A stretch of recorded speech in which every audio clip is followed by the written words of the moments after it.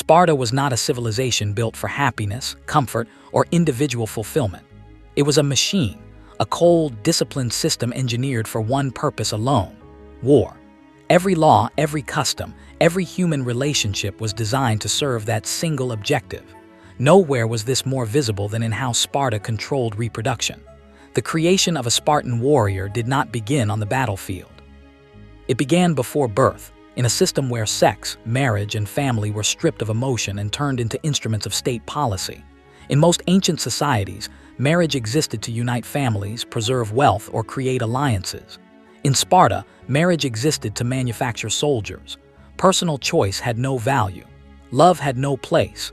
Desire was tolerated only when it served the state. The government acted as the ultimate authority over reproduction, deciding who would marry, when they would marry, and why they would marry. Young men were assessed by magistrates whose authority came from decades of war and survival. These officials examined physical traits with clinical precision. Height, muscle density, endurance, posture, and ancestry were all measured. A man's worth was defined by his potential to produce strong offspring. Weakness, even in subtle form, could disqualify him from the honor of fatherhood. Women were judged by similar standards. Strength, fertility, skeletal structure, and overall health were considered more important than beauty or charm. Spartan society viewed the female body not as an object of affection, but as a vessel for the state. A woman's value lay in her ability to carry, birth, and raise warriors. Her body was a national resource. Marriage arrangements were calculated unions designed to maximize genetic strength. Emotional compatibility was irrelevant. Romantic love was dismissed as weakness. The Spartan state believed that emotional bonds distracted citizens from loyalty to the collective. A husband and wife were not partners in life. They were collaborators in a biological mission. Spartan women occupied a unique position among Greek societies. They were educated, physically trained, and granted authority over property. This was not done to empower them as individuals. It was done to ensure they were strong enough to produce strong sons. From childhood, girls trained their bodies through running, wrestling, and athletic competition. Their training prepared them not for combat but for childbirth. They were taught that their battlefield was the birthing chamber. Pain was not to be feared. Death in childbirth was considered honorable if it produced a strong child. Maternal tenderness was discouraged. Emotional attachment was viewed as dangerous. If a marriage failed to produce children, Sparta did not accept failure. If a strong man's wife was infertile, he could be encouraged to impregnate another woman. If a woman was fertile but married to a weaker man, she could be permitted or instructed to conceive with a stronger citizen. These acts were not considered immoral. They were praised as acts of civic responsibility. Adultery did not exist in Sparta as it did elsewhere. Fidelity mattered only when it strengthened the state. A woman's womb could be loaned in service of Sparta. A husband who allowed another man to father a child with his wife was honored, not shamed. Sex itself was regulated. Men lived in military barracks from adolescence until the age of 30. Even after marriage, they did not live with their wives. They visited them secretly at night, briefly and quietly, then returned to their units before dawn. This arrangement was intentional. It prevented emotional dependency. It maintained desire without intimacy. It ensured that reproduction occurred without domestic attachment. Single men beyond a certain age were punished publicly. They were shamed, mocked, denied honor, and treated as failures of civic duty.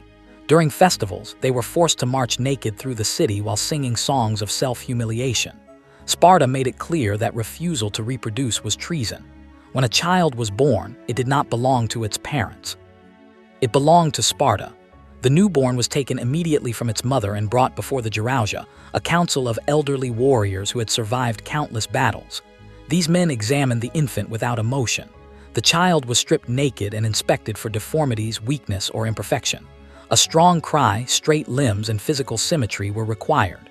Any sign of frailty could condemn the child. There was no appeal.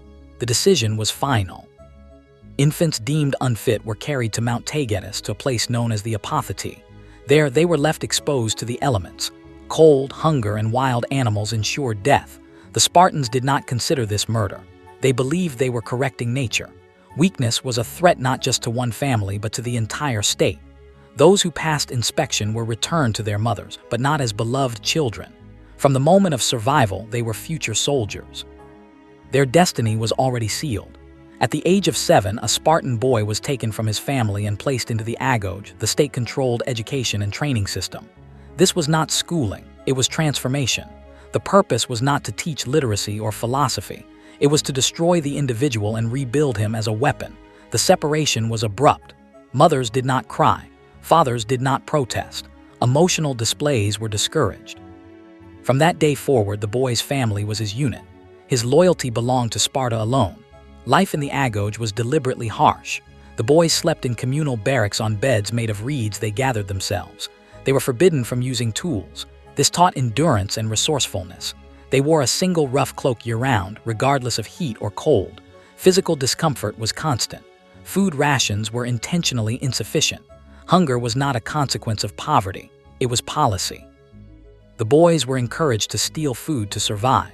Theft trained stealth, planning, and boldness.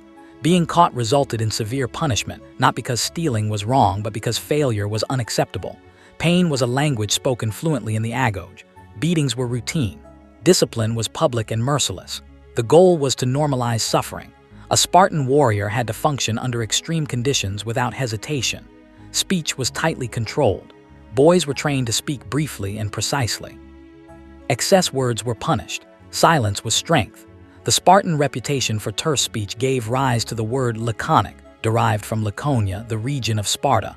Older boys ruled younger ones. This hierarchy was enforced through sanctioned cruelty. The younger boys were subjected to humiliation, physical punishment, and psychological pressure. This was not random abuse. It was structured conditioning. It prepared them for command and obedience. Rivalry was encouraged, trust was dangerous, weakness was exploited, compassion was eliminated. The boys learned to conceal pain, suppress fear, and mask emotion. One of the most brutal rituals of the agoge occurred at the altar of Artemis Orthia. Boys were required to run through a gauntlet of whips to seize offerings placed on the altar. The whipping was severe. Flesh was torn. Blood flowed freely. The test was endurance. Crying out was failure. Many boys collapsed. Some died. Those who endured silently were celebrated. Death during the ritual was considered honorable. Graduation from the agoge did not mean relief. It meant responsibility. The most capable and ruthless were selected for the crypteia. The crypteia was a secret institution designed to terrorize the helot population. Young Spartans were sent into the countryside armed only with daggers. They hid during the day and hunted at night. Their targets were helots who showed signs of strength, leadership, or independence. The killings were not acts of war, they were acts of control. The Spartan government declared war on the helots annually, making murder legal. This allowed young warriors to kill without moral consequence. Participation in the crypteia marked the final erasure of mercy. Killing became routine. Obedience replaced conscience. The Spartan was no longer a man shaped by values. He was an instrument of policy. At 30, a Spartan could leave the barracks and join public life. He could marry officially, own property, and participate in governance. Yet his freedom remained limited. His primary duty was now to reproduce and maintain the system. Spartan women continued their role as ideological enforcers. They upheld the values of strength and sacrifice. Mothers were expected to praise courage and condemn fear. A son who died in battle brought honor. A son who fled brought shame. The famous phrase spoken by Spartan mothers reflected this mentality. A son was instructed to return with his shield or on it. Survival without honor was unacceptable. For centuries, this system produced unmatched warriors. Sparta dominated Greek warfare. Its soldiers were feared across the ancient world. Yet the very system that created Spartan strength also ensured its downfall. The practice of killing weak infants drastically reduced population growth.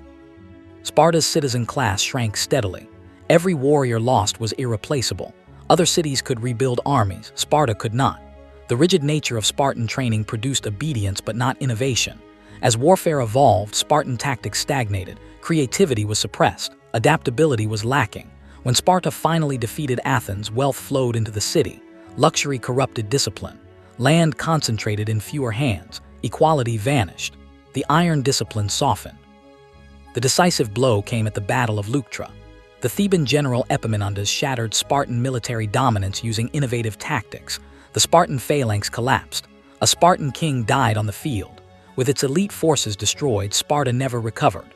The warrior class was too small. The system could not regenerate.